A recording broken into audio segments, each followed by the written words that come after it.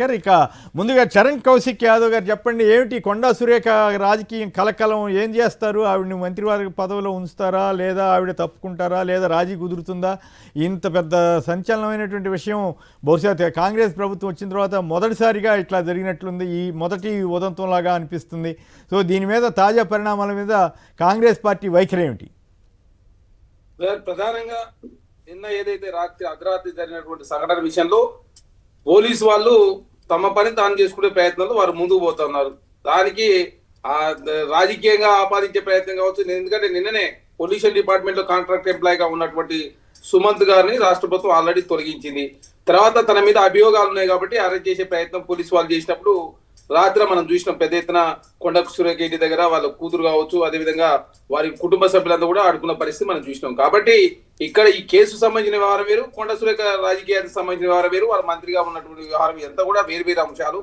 ప్రధానంగా ఏదైతే సుమంత్ గారు చేసినటువంటి ఏదైతే ఆ డెక్కన్ సిమెంట్ కావచ్చు, అదేవిధంగా వారి మీద వచ్చిన ఆరోపణలు కావచ్చు, దానిలో భాగంగా మాత్రం పోలీసు వాళ్ళు ఇంట్రాగేషన్ చేస్తూ అదేవిధంగా పోలీసు వాళ్ళు కేసులు నమోదు చేశారు. కాబట్టి దానిలో భాగంగా అరెస్ట్ చేయడానికి వచ్చినప్పుడు వారి కూతురు సుష్మితా పటేల్ గారు మాట్లాడిన మాటలు కూడా అందరూ చూసారు. కాబట్టి వారు మాట్లాడిన మాటలకు కాంగ్రెస్ పార్టీకి ఎలాంటి సంబంధం లేదు. ఎందుకంటే చట్టం అనేది అందరికీ ఒకే విధంగా ఉండాలని ప్రభుత్వం భావిస్తా ఉంది. ఆ దిశగా చర్యలు తీసుకుంటా ఉన్నారు.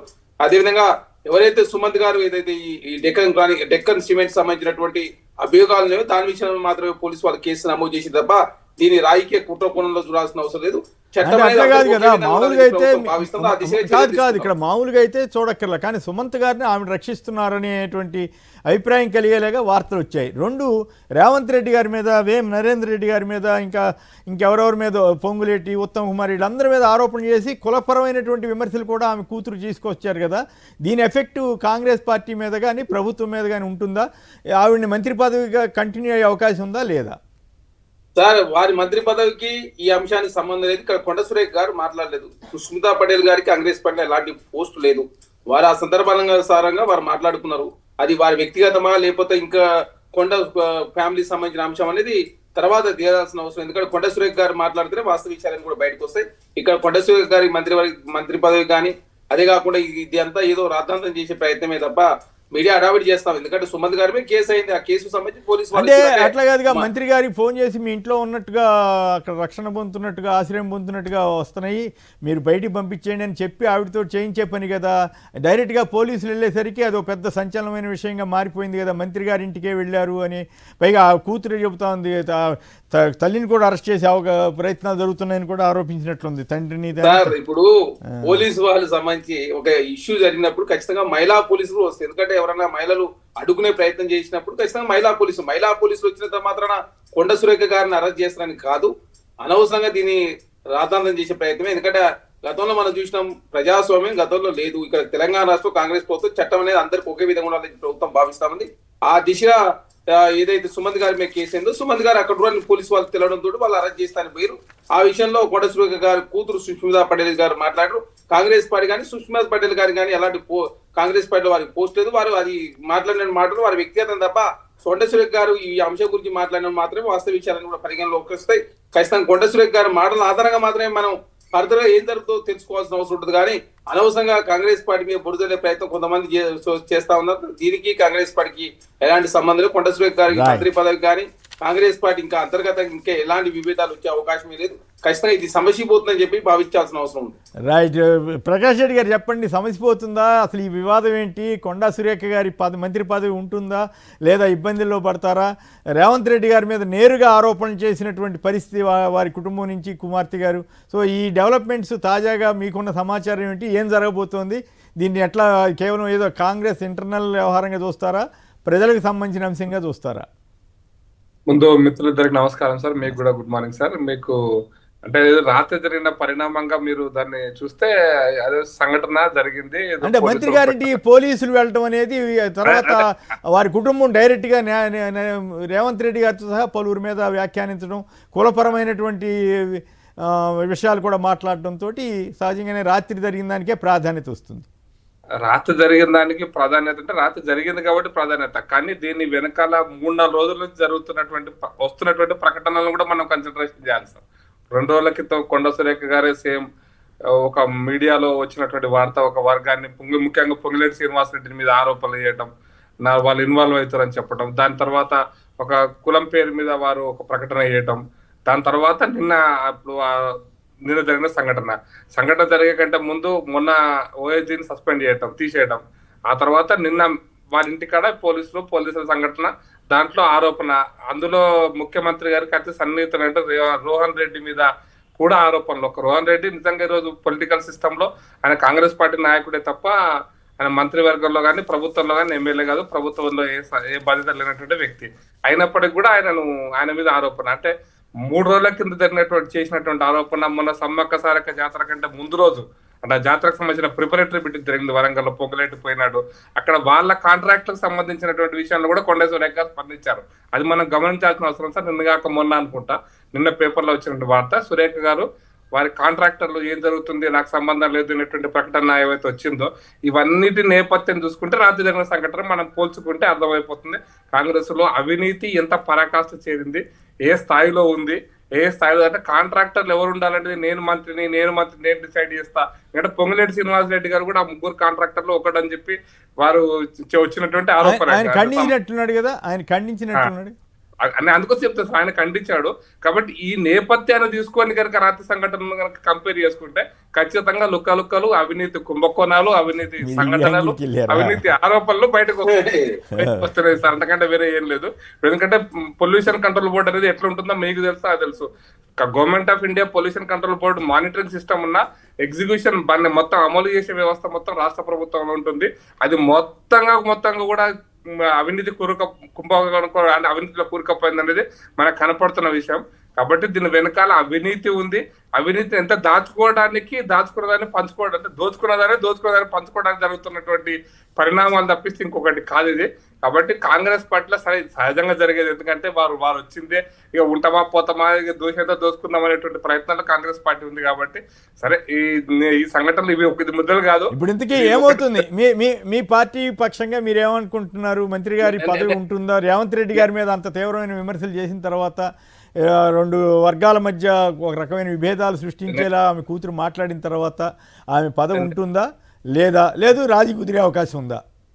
సార్ రాజీ పేరు మీద ఢిల్లీ అధిష్టానం చెప్తుంది, వీళ్ళు ఒప్పుకుంటారు. రేవంత్ రెడ్డికి ఒక మంత్రిని తీసేసేటువంటి ధైర్యం, సామర్థ్యం ఈ రోజు రేవంత్ రెడ్డి గారికి పార్టీకి లేవు. ఎందుకంటే ముఖ్యమంత్రి ఆ స్థాయిలో లేడు. రాహుల్ గాంధీ ఒకవేళ ఇప్పుడు అట్లా అన్నారు, ఒకవేళ తీసారనుకోండి అప్పుడు శభాష్ అంటారా? ఇటువంటి పరిస్థితి వచ్చినప్పుడు, ఇటువంటి క్రమశిక్షణ తీసుకోవాలనుకున్నప్పుడు ఖచ్చితంగా తీసేయాల్సి వస్తుంది సార్. ఈ క్రమశిక్షణ అన్నట్టు వచ్చినప్పుడు దానికి క్రమశిక్షణ కాపాడాలనుకుంటే తీసేయాల్సి వస్తుంది. తీసేయలేకపోతున్నారంటే కాంగ్రెస్ పార్టీలో క్రమశిక్షణ ఏ స్థాయిలో ఉందో ప్రజలకు అర్థమైపోతుంది. దాచుకోవడం అనేటువంటి దాంట్లో జరుగుతున్నటువంటి దీన్ని వాళ్ళు ప్రజలు చూస్తారు. కాబట్టి అది వాళ్ళ ఇష్టం, వాళ్ళ పార్టీ ఇష్టం, వాళ్ళ ఇష్టం. కానీ మేమైతే ఫీల్ అవుతుంది అంటే సరే అధిష్టానం ఎట్లా ఉంటుంది. రేవంత్ రెడ్డికి ఈ రోజున్న పరిస్థితులలో మంత్రి పదవులు ఆయనకు సంబంధం లేదు, చైర్మన్లు ఆయనకు సంబంధం లేకుండా జరుగుతాయి, కమిటీలు ఆయనకు సంబంధం లేకుండా జరుగుతాయి. జరుగుతున్న పరిణామాలు ఏవి కూడా రేవంత్ రెడ్డికి సంబంధం ఉన్నట్టుగా అనిపిస్తలేదు ప్రజలకైతే. కాబట్టి దీని వెనకాల రేవంత్ రెడ్డి సామర్థ్యం ఏమీ లేదు. అధిష్టానం చెప్తే రేవంత్ రెడ్డి చేయాలి. ఇది ఒక బొమ్మలాగా ఉన్నాడు అనేటువంటిది ప్రజలకు పోతుంది. ముఖ్యమంత్రి బొమ్మలాగా ఉండని ప్రజలకు పోతే ఎవరికి నష్టమో మీకు తెలుసు, రాజకీయాల్లో నాకు తెలుసు సార్, ప్రజలకు కూడా తెలుసు. బాలరాజు గారు మీ వాదన ఏమిటి? ఏం జరిగింది, ఏం జరగబోతోంది కాంగ్రెస్లో? అట్లాగే ప్రకాష్ రెడ్డి గారు, చరణ్ గారు మాట్లాడి విన్నారు. సో ఓవరాల్గా మీ అభిప్రాయం చెప్పండి. ముందుగా కొమ్మినేని గారు, మీకు అదేవిధంగా సాక్షి టీవీ యాజమాన్యానికి, ప్రేక్షకులకి, అదేవిధంగా ప్యానెల్లో పెద్దలు భారతీయ జనతా పార్టీ ప్రతినిధి ప్రకాష్ రెడ్డి గారికి, కాంగ్రెస్ పార్టీ ప్రతినిధి చరణ్ కౌశిక్ గారికి నమస్కారం. సార్, ఏదైతే ఇప్పుడు రాజకీయాల్లో అనేక రోజులుగా తెలంగాణలో ఏం జరుగుతుందో తెలంగాణ సమాజం అంతా పర్యవేక్షిస్తా ఉంది. బీఆర్ఎస్ పార్టీగా ఎప్పటికప్పుడుగా మా యొక్క వాదన వినిపిస్తా ఉంది. మొదటగా జడ్చర్ల ఎమ్మెల్యేగా ఉన్న అనిరుద్ రెడ్డి గారు మాట్లాడిన మాటలు మీకు విశదీకరిస్తా ఉన్నా. ఏం చెప్పాడు సార్? 100% కాంట్రాక్ట్లకు సంబంధించి రేవంత్ రెడ్డి గారికి సంబంధించినటువంటి పాత పార్టీకి సంబంధించిన వాళ్ళకి ఎక్కువ కాంట్రాక్ట్లు ఇస్తారని ఆరోపణలు చేసినారు. మాదేం నచ్చట్లే అని చెప్పిన మాట వాస్తవం కాదా? అది పత్రికల్లో వచ్చిన మాట వాస్తవం కాదా? ఒకసారి కాంగ్రెస్ పార్టీ ఒప్పుకోవాలి. రెండోది, నేను తీసుకపోతే నా పని కాలేదు, కానీ ఒక కాంట్రాక్టర్ సంబంధించి వారు 20% కమిషన్ ఇస్తే నా పని అయిందని ఆరోపణ చేసిన మాట వాస్తవం కాదా? ఇది ఒకసారి ఆలోచన చేసుకోవాలి. 2, సచివాలయంలో, ఈ రాష్ట్ర సచివాలయంలో ముఖ్యమంత్రి గారు ఉండే సచివాలయంలో, ఈ రాష్ట్రానికి గుండెకాయ అయినటువంటి సచివాలయంలో ఇవాళ కాంట్రాక్టులు ధర్నా చేసి మేము చిన్న కాంట్రాక్టులము 50 కోట్లు 10 కోట్లు 20 కోట్లు 30 లక్షలు 40 లక్షలు వర్క్ చేసిన వాళ్ళము మేము వెళ్ళి మా పనులకు బిల్లులు ఇవ్వమంటే 20% కమిషన్ ఇవ్వకుంటే ఈ బిల్లులు పాస్ కావట్లేవనే వాస్తవాన్ని ఇలా సెక్రటరీ సాక్షిగా కాంట్రాక్టర్లు ధర్నా చేసిన సందర్భాన్ని ఇలా సాక్షి జీవితాలు గుర్తు చేస్తా ఉన్నారు. రెండవది సర్పంచులకు సంబంధించి గతంలో మేము అనేక రకాల వర్కులు చేసినాము. మీరు ఎలక్షన్ సమయంలో మీ అధికారం రాగానే మా బిల్లులన్నీ కూడా పాస్ చేస్తామన్నారు. మా బిల్లులు పాస్ చేయమని మీ సెక్రటరీకి పోతే 20% కమిషన్ ఇవ్వకుండా మా బిల్లులు పాస్ కావట్లేదని చెప్పేసి సర్పంచులు ధర్నా చేసే సందర్భాన్ని ఇలా సాక్షి జీవితాలు గుర్తు చేస్తా ఉన్నాను. రెండోసారి అలా నేను శరణ గారు ఎంత ముద్దుగా మాట్లాడుతూ ఉన్నారు. కొండ సురేఖ సుష్మిత గురించి మాట్లాడుతున్నారు.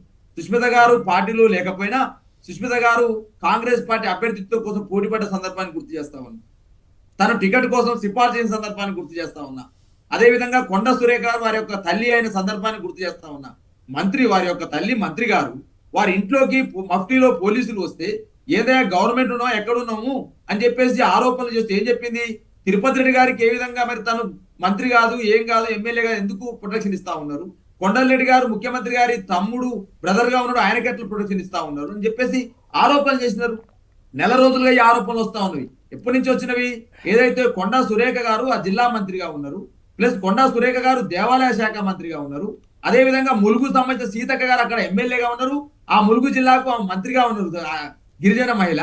ఈ విధంగా ములుగు సీతక్కకు తెలవకుండా అదే విధంగా సొంత కాన్స్టిట్యూన్సీ ములుగు అనేది మేడారం జాతర అనేది సొంత కాన్స్టిట్యూన్సీలో జరుగుతుంది. దేవాలయ శాఖ మంత్రి కొండ సురేఖ గారు ఈ ఇద్దరికి తెలవకుండా మరి ఏదైతే ప్రధానంగా ఓటుకు నోటు కేసు మనం చూసాం సార్. ఎవరి కోసం ప్రయత్నం చేశారు సార్ ఈ రేవంత్ రెడ్డి గారు? వేము నరేందర్ రెడ్డి గారి కోసం ప్రయత్నం చేశారు. వేము నరేందర్ గారు ఆ రోజు టీడీపీలో ఉంటే చంద్రబాబు నాయుడు గారిని ఒప్పించి వేము నరేందర్ రెడ్డి గారి యొక్క గెలుపు కోసం ఓటుకు నోటు కేసులో పట్టుబడ్డాడు రేవంత్ రెడ్డి గారు. 50 లక్షల రూపాయలు ఇచ్చింది ఎవరి కోసం అనుకుంటున్నారు మీరు? ఆ రోజు చంద్రబాబు నాయుడు డైరెక్షన్ లో ఈ యొక్క వేము నరేందర్ రెడ్డి కోసమే కదా. వేము నరేందర్ రెడ్డి గారు ఎక్కడైతే ఇవాళ రేవంత్ రెడ్డి గారు ఆత్మగా చొరబడి ఇవాళ మొత్తం కూడా వరంగల్ జిల్లా రాజకీయాన్ని శాసించాలనే క్రమంలో మంత్రి సురేఖకు తెలవకుండా మంత్రి సీతక్కకు తెలవకుండా 72 కోట్ల రూపాయల టెండర్ ఏదైతే ఉందో ఆ టెండర్ ఏదైతే వీళ్ళు తెలవకుండా సార్ ఇవాళ మేడారం జాతర ఎవరికి ఆధ్వర్యం జరుగుతుంది సార్? అంటే ఇష్యూ మేడారం జాతర సంబంధించింది కాదు కదా. మీరు మొత్తం కాదు ఇప్పుడు సుమంత్ అన్న అతను బెదిరించాడు అనే యాంగిల్లోనే ఇప్పటి వరకు జరుగుతోంది కదా సార్. కొమ్మినేని అంతకంటే ముందు తగ్గిన విషయాన్ని గుర్తు చేస్తాను మీకు నేను. పొంగులేటి శ్రీనివాసరెడ్డి గారు వరంగల్లో రివ్యూ మీటింగ్ పెట్టారు మేడారం జాతర సంబంధించి. ఆ మేడారం జాతర సంబంధించి రివ్యూకి కొండ సురేఖ గారు హాజరు కాలేదు, సీతక్క గారు హాజరు కాలేదు. ఎందుకు హాజరు కాలేదని చెప్పేసి విలేకరులు అడిగితే మాలో చిన్న చిన్న సమస్యలు ఉంటాయని చెప్పేసి అన్నారు. ఆ రోజు తెల్లారి పత్రిక కథనాలు ఏమొచ్చిందంటే 72 కోట్ల టెండర్ సంబంధించి పొంగులేటి శ్రీనివాసరెడ్డి గారి యొక్క అనర్హులకు అప్పచెప్పారు కాబట్టి వీళ్ళు కలత చెందిరనే అంశం ఒకటి. దేవాలయ శాఖ మంత్రి తెలవకుండా ఏ విధంగా మేడారం జాతర టెండర్ నిర్వహిస్తారనేది ఒకటి. సీతక్క ములుగు కాన్సెన్స్ సొంత కాన్సెన్స్, అది సొంత జిల్లా సొంత కాన్సెన్స్ కాబట్టి నాకు తెలవకుండా ఎట్లా పనులకు టెండర్ చేస్తున్నా అదే అంశం. తర్వాత దక్కన్ సంబంధించిన సిమెంట్ సంబంధించి ఆ సిమెంట్ సంబంధించినటువంటి ఏదో గన్ను బెదిరించని చెప్పించి దాని మీద ఆరోపణలతోటి మంత్రికి తెలవకుండా అంటే ఇప్పుడు సార్ నేను ఏమంటాడు సార్ కొమ్మినేని గారు ఇలా సాక్షి టీవీ యజమాని తెలవకుండా సాక్షి టీవీలు ఉద్యోగాన్ని తీసేయగలుగుతారా? దూదిమెట్ట బాలయ్య బీఆర్ఎస్ పట్ల పనిచేస్తా ఉన్నారు, మా అధినేత తెలవకుండా నన్ను తొలగించగలుగుతారా? కాబట్టి కొండ సురేఖకు ఇవ్వాలి కదా, మీ మంత్రి కదా, మీ క్యాబినెట్ లో మంత్రి, మీ క్యాబినెట్ మంత్రికి ఓఎస్డీ అతను, ఆయన ఒక సంస్థలో ఉద్యోగం కాంట్రాక్ట్ ఉద్యోగంగా పనిచేస్తా ఉన్నాడు. ఆయన మీద ఆరోపణలు వస్తే మంత్రి సురేఖ గారు తెలియజేయాలి. మంత్రి సురేఖ గారు తొలగించమని మంత్రి సురేఖకి చెప్పాలి. తెలియకపోతే బాగుందని చెప్పాలి. కానీ అడావుట్న సీఎంఓ నిర్ణయం తీసుకోవడం ఏంది? సీఎంఓ నిర్ణయం తీసుకుందంటే ఖచ్చితంగా దీంట్లో వేము నరేందర్ రెడ్డి పాత్ర ఉంది అనేది మంత్రి సీతక్క మంత్రి సురేఖ గారి ఆరోపణ. కాబట్టి నేనేమంటాడు సార్, ప్రధానంగా మేము బీఆర్ఎస్ పట్టికం చెప్తా ఉన్నాము, 20% కమిషన్ లేకపోతే ఈ గవర్నమెంట్ నడుస్తలేదు. ఇలా కాంట్రాక్ట్ విషయంలో కావచ్చు, టెండర్ల విషయంలో కావచ్చు, అనేక అంశాల్లో ఇలా 20% కమిషన్ జరుగుతా ఉన్న అంశాన్ని స్పష్టంగా బీఆర్ఎస్ పార్టీ ఆరోపిస్తా ఉంది. ఇక కొంతమంది ఐఏఎస్లు అయితే ఇలా 500 కోట్లకు దాటిరడి ఇలా పత్రిక ఇక మీరు అపోజిషన్ గా ఇష్టం వచ్చినట్టు ఆరోపణ చేయొచ్చు, వాటికి ఆధారం లేవు అనే చర్చ కాదు. కానీ అయితే రాత్రి అర్ధరాత్రి కాడ మంత్రి గారి ఇంటికి పోలీసులు వెళ్ళడాన్ని మీరు ఎట్లా చూస్తారు? నిజంగానే ఈ కేసుని సురేఖ గారికి లేదా మురళి గారికి కూడా ఆపాదించే అవకాశం ఉంది, ఆవిడ కూతురు ఆరోపిస్తున్నట్లుగా. సో ఈ మంత్రి గారి ఇంటికి పోలీసులు వెళ్ళడాన్ని ఎట్లా చూస్తారు? అంతవరకు చెప్పండి, తర్వాత మళ్ళీ చరణ్ గారు మీ ఇద్దరికి సమాధానం చెప్తారు. సార్ ఇప్పుడు కొమ్మినేని గారు ఏమంటున్నారంటే సార్, మంత్రిగా రాష్ట్ర కేబినెట్ మంత్రిగా ఉన్నటువంటి సురేఖ గారింటికి పోలీసులు పంపడం అంటే ఈ రాష్ట్రంలో ఏం జరుగుతుందో ఒకసారి కాంగ్రెస్ పార్టీ ఆలోచన చేసుకోవాలి. ఇవాళ నేను అడుగుతాను, ఒకవైపు పొన్నం ప్రభాకర్ గారు ఒకవైపు ఏం మాట్లాడారు నిన్న బీఆర్ఎస్ పార్టీ అభ్యర్థి గురించి, ఆ కండీల గురించి ఏం మాట్లాడారు, తెలంగాణ మహిళల సమాజం గురించి ఏం మాట్లాడారు, అదొక అంశం. ఇవాళ ఈ మంత్రి సురేఖ అంశం ఏదైతే ఉందో 100% ఏదో కుమ్ములాటలు జరుగుతా ఉన్నవి. వాళ్ళ యొక్క ఆర్థిక ప్రగతి, వాళ్ళ యొక్క బాగోగుల కోసమే ఈ యొక్క తన్నులాట తప్ప, ఈ కుమ్ములాటలు తప్ప తెలంగాణ ప్రగతి గురించి కానీ, తెలంగాణ అభివృద్ధి గురించి కానీ, తెలంగాణ సంక్షేమం గురించి కానీ వీళ్ళకి పట్టట్లేదు అనేది బీఆర్ఎస్ పార్టీ ఆరోపిస్తా ఉంది. మరి ఇలా కాంగ్రెస్ పార్టీ సమానం చెప్పాలి. మీ కేబినెట్ మంత్రి యొక్క కూతురు ఇంటికో సురేఖ గారి ఇంటికో ఏ విధంగా పోలీసులను పంపుతారు మీరు? అంటే మీరు ఒప్పుకుంటున్నారా అవినీతి జరుగుతుందని? గతంలో కూడా కొండ సురేఖ గారు ఒక వీడియో చెప్పినారు, స్వేచ్ఛగా జరుగుతుంది, అవినీతి జరుగుతుందని చెప్పేసి కొండ సురేఖ గారు ఒక విజువల్స్ తో చెప్పినారు. మేము పైసలు తీసుకోము, అన్ని అయితే మీ వాదన మొత్తం కొండా సురేఖ్ గారికి అనుకూలంగా ఉందేమో అనిపిస్తుంది కదా, మీరు అటువైపు లైన్ తీసుకున్నారా? లేదు సార్ ఏ మహిళకైనా అన్యాయం జరిగినా అటువైపు మాట్లాడతాం సార్. ఇప్పుడు కేబినెట్ మంత్రి కొన్ని అధికారాలు ఉంటాయి కొమ్మినేని గారు, వాళ్ళ అధికారాన్ని మొత్తం కూడా నేను ఏదో సీఎం ఉన్నా కాబట్టి మ్యానిపులేట్ చేస్తా అని చెప్పేసి మాట్లాడుతూ అట్లా బీసీ యాంగిల్ ఏమన్నా సైడ్ తీసుకున్నారా అని ఒక డౌట్ వస్తుంది, అది అందుకోసం. ఎందుకు సార్ బీసీ ఇప్పుడు సార్ జనరల్ గా చెబుతున్నారు. కొండ సురేఖ గారు మా కేటీఆర్ గురించి మాట్లాడినప్పుడు డెఫినెట్ గా మేము వ్యతిరేకించినాం, అట్లా మాట్లాడొద్దని చెప్పినాం. నాగార్జున గారి కుటుంబం పట్ల చేసినప్పుడు మేము వ్యతిరేకించినాం. అదే కాదు ఈ రోజు కూడా మీరు ఏమంటే ఎందుకు మీరు ఒక బీసీ మంత్రి టార్గెట్ చేస్తా ఉన్నారు, ఎందుకు ఒక ఆదివాసీ మంత్రిని సీతక్కని ఎందుకు టార్గెట్ చేస్తా ఉన్నారు? మీరు మహిళల గురించి మాట్లాడుతున్నారు కదా, బీఆర్ఎస్ గతంలో అజ్జేలే మాట్లాడుతున్నారు, మీరు ఎందుకు టార్గెట్ చేస్తా ఉన్నారు? డైరెక్ట్ గా చెప్తా ఉంది కదా, వేం నరేంద్ర డైరెక్షన్ లో, పొంగులేని శ్రీనివాస్ డైరెక్షన్ లో ఇది జరుగుతా ఉంది, మాకు తెలియకుండా మా శాఖలో జరుగుతుంది. చెప్పాలి కదా. గతంలో కేసీఆర్ గారిపై కూడా కొండా సురేఖ్ గారు చాలా విమర్శలు చేశారు, మొదట విమర్శలు చేశారు, తర్వాత కలిశారు. ఇవన్నీ రాజకీయాల్లో ఒక విచిత్రమైన ఒక ఆసక్తికరమైన చరిత్ర, అది వేరే విషయం. చరణ్ గారు చెప్పండి, వీళ్ళిద్దరు చేసిన ఆరోపణలు, ప్రత్యేకించి టీఆర్ఎస్ ఆయన బీఆర్ఎస్ బాలరాజు గారు చేసిన వ్యాఖ్యలు, వీటికి మీరు ఎట్లా కౌంటర్ ఇస్తారు? సార్ బీఆర్ఎస్ పార్టీ అకారణంగా ఒక డిప్యూటీ సీఎం కారణం లేకుండా మీరు తొలగించి ఇంతవరకు సమాధానం చెప్పారు సార్. మీరు ఒక చరిత్ర చదువుతున్నారు సార్. ఓఎస్డీని మొన్న తొలగించారు, వారి మీద ఆరోపణలు కేసు. అంటే ఈ అవినీతికి దీనికి ఏం సంబంధం ఉంది సార్? టెండర్లు యాజ్ పర్ ఎవరైతే లెస్ కేసులు వాళ్ళకి టెండర్లు ఇస్తారు. మీరు అది కూడా తెలియదా? మీరు అంటే సుమంత్ అనే వ్యక్తి ఆయన ఓసీ సామాజిక వర్గానికి సంబంధించి కమ్మ సామాజిక వర్గం, దానికి బీసీకి ఎలాంటి లింక్ పెడతారు సార్? అంటే చట్టము ఎవరికైనా సమానంగా ఉండాలని ప్రభుత్వం భావించి ఎవరైనా అరెస్ట్ చేసే ప్రయత్నం చేస్తారు, తప్పే ఉన్నా సార్. ఇది చట్టం అనేది మంత్రికి ఒక విధంగా, ముఖ్యమంత్రికి ఒక విధంగా, రాష్ట్రంలో మిగతా వాళ్ళకు వేరే విధంగా ఉంటుంది చట్టం. వాడుకున్నారు కాబట్టి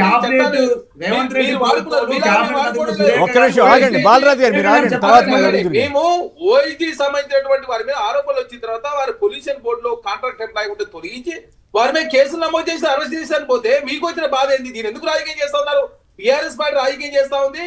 బీఆర్ఎస్ పార్టీ సోషల్ మీడియా, నమస్తే తెలంగాణ, టీ న్యూస్, వాళ్ళ యూట్యూబ్ ఛానళ్లతో కూడా కాంగ్రెస్ ప్రభుత్వం మీద ప్రాపగండా క్రియేట్ చేసే ప్రయత్నంలో భాగంగా మీరు ముందుకు పోతా ఉన్నారు. అంటే ప్రతి అంశాన్ని రాజకీయం చేసే కోణంలో మీరు చూస్తా ఉన్నారు.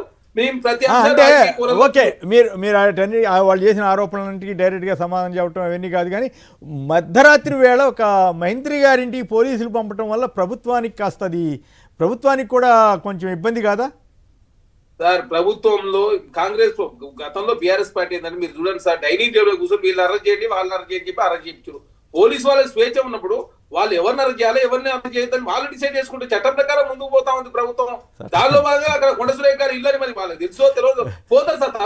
అంటే పోలీసులు ముఖ్యమంత్రి గారికి, హోంమంత్రి గారికి, ఆయనే కూడా హోంమంత్రి అని ఉంటాయి కదా, ఇతరులు ఎవరికి తెలియకుండా ఒంటరిగా ఒక మంత్రి గారికి వెళ్ళి ధైర్యం చేశారంటే ఎవరు నమ్ముతారు? తప్పు చేసి సార్ పోలీసు వాళ్ళకి స్వేచ్ఛ ఉంది, ఉండొద్దా? మీరు చెప్పండి. మరి డైనింగ్ టేబుల్ కూర్చొని నిర్ణయాలు తీసుకుందామా, కూర్చొని నిర్ణయాలు తీసుకుందామా? కారణం చెప్పండి. ఇప్పుడు తెలుగు రాష్ట్రాల్లో ఏం జరుగుతుందో చెప్పినా మీరు కారణం, ఆ కారణంగా తొలగించారు మీరు. మా పార్టీలో అంతర్గతంగా ఏమవుతుంది? సరే, అప్పుడు ఉప ముఖ్యమంత్రి విషయంలో కేసీఆర్ గారికి అది కొంత డ్యామేజ్ అయినమాట వాస్తవం, ఆ రకంగా తొలగించడం, దాని మీద వాళ్ళు ఏదో వివరణ ఇచ్చారు, ఏదో జరిగింది. ఇప్పుడు అదే రకంగా కొండా సురేఖ్ గారిని మీరు పదవిని తొలగించే అవకాశం ఉందా, లేదా రాజీ పడతారా? సార్ కొండ సురేఖ గారి పదవికి ఎలాంటి ఎందుకు తొలగిస్తారు సార్? వారు ఏ తప్పు చేసి సంబంధించిన వ్యవహారానికి సంబంధించి వారి విషయంలో చర్యలు తీసుకుని ప్రభుత్వం చర్యలు ఎవరి మీద తీసుకుంటారు సార్? తప్పు చేసిన వాళ్ళు తన మన అనే భేదమే లేదు, ఎవరి మీద చర్యలు తీసుకుంటారు ప్రభుత్వం అనవసరంగా. ఇంకోటి టెండర్ సంబంధించి యాజ్ పర్ టెండర్ లో ఎవరైతే లెస్ టెండర్ చేస్తే వాళ్ళకి వస్తుంది. దాన్ని రాజకీయం చేసే ప్రయత్నం, దాన్ని రాజకీయ కోణంలో BRS party Bharatiya Janata party చూస్తా ఉన్నాయి తప్ప వాళ్ళలాగా టెండర్ మేనేజ్మెంట్ మేము చేయడం లేదు. చట్టం అనేది అందరి సమానంగా ఉండాలని ప్రభుత్వం టెండర్ అనుగ్రహాలు వాళ్ళకే వస్తున్నాయి సార్. దాని మీద మీ ప్రతిపక్షాలందరూ స్వాగతించాల్సింది. ఎందుకంటే ఒక్క నిమిషం చరణ్ గారు, ఒక్క నిమిషం ప్రకాష్ రెడ్డి గారు ఏదో అడుగుతున్నారు. ఒక్క నిమిషం చరణ్ గారు, ఒక్క నిమిషం ప్రకాష్ రెడ్డి గారు అడగండి, ఇప్పుడు అడగండి. సార్ నేనేమంటున్నా సార్, ఈ 2 సంవత్సరాలలో అంత 3 సంవత్సరాల వచ్చిన కాంగ్రెస్ పార్టీ చాలా చాలా గొప్ప విషయం చెప్పింది. కానీ 2 సంవత్సరాలలో జరిగినటువంటి టెండర్ల మీద నిజంగా ఎంక్వైరీ జరిగితే సెలెక్టెడ్ పర్సన్స్ కి, నేను మళ్ళీ చెప్తున్నా సార్, సెలెక్టెడ్ పర్సన్స్ కాదు, సింగరేణిలో కావచ్చు, హౌసింగ్ లో కావచ్చు, ఇంకో దాంట్లో కావచ్చు, రోడ్లో కావచ్చు, అన్నిట్లో సెలెక్టెడ్ పర్సన్స్ కి వాళ్ళ నాయకుల సెలక్షన్ తోటే వస్తుంది. లేకుంటే టెక్నికల్ బిడ్ ఫైనల్ అయినాక కూడా ఫైనాన్షియల్ బిడ్ ఓపెన్ చేస్తలేరు సార్ వీళ్ళు. దుర్మార్గంగా నేను దాన్ని ఎంక్వైరీ బయట పెడతాం రాబోయే రోజులు, అది కూడా బయటకు వస్తుంది. మీరు ఎవరైతే టెండర్లు ఇచ్చారండి, సింగరేణిలో కూడా అదే చేస్తున్నారు, ఇప్పుడు కూడా సింగరేణిలో అదే చేస్తున్నారు అంటున్నాను. సింగరేణిలో బట్టి అంటే అంటే ఇక్కడ నాకు అర్థం కాని విషయం ఏంటంటే, ఒకటేమో మేడారం ఆలయం గొడవ, టెండర్లు, ఆ గొడవ అంతా ఒకటి. రెండో వైపు ఏమో డక్కన్ సిమెంట్స్ ఏదో సిమెంట్ కంపెనీకి సంబంధించిన వాళ్ళు బెదిరించారని, దీనికి దానికి లింక్ పెడతారేంటి నాకు అర్థం కాదు. 10% లంచం ఇవ్వకుండా ఒక్క టెండర్ ఫైనల్ అయితే తెలంగాణలో 10% కమిషన్. మన పేమెంట్ సంగతి తర్వాత, పని సంగతి తర్వాత నేను ఇస్తా. మీరు దమ్ముంటే తీయండి, నేను ఛాలెంజ్ చేస్తున్నా. నేను దమ్ముంటే ఇస్తా. నేను ఒక్కొక్కరు మాట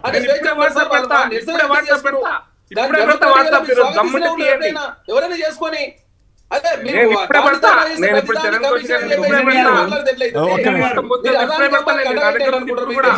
ఒక్కొక్కరు మాట్లాడి దయచేసి.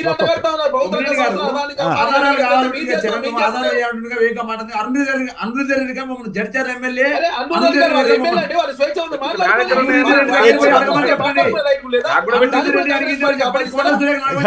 మాట్లాడితేనేమో స్వేచ్ఛ ఉందంటారు, వీళ్ళు అడిగితేనేమో కౌశిక్ గారు కౌశిక్ గారు ఎమ్మెల్యే మాట్లాడితే స్వేచ్ఛ అంటున్నారు, మళ్ళీ అవినీతి ఉందని వీళ్ళు అంటేనేమో ఒట్టిదే ఆధారాలు లేదని అంటున్నారు. ఎట్లా ఇది? మంత్రి కొండ సురేఖ చెప్పింది అవినీతి ఉందని. ఒక్కొక్కరు ఎందుకు తీసేసిన కారణం చెప్తలేరు మీరు. కాంగ్రెస్ పార్టీ అధికారులు, బీఆర్ఎస్ అధికారులు, మీరు అధికారులు ఉన్నారు. కొంత మంత్రులు ఆరోపణ చేస్తున్నారు, కొంత ఎమ్మెల్యేలు విచారణ చేయండి. దేశంలో కక్షల కార్యంలో తాగుంటుందా? రైట్. అయితే ఓవరాల్ గా చూస్తే మరి మంత్రి పదవి చిక్కులు వస్తాయా లేదా అనేది ఇంకా స్పష్టత ఇవ్వలేకపోతున్నారు. అయితే మంత్రి పదవికి దీనికి ఏం సంబంధం అని కాంగ్రెస్ ప్రతినిధి అంటున్నారు.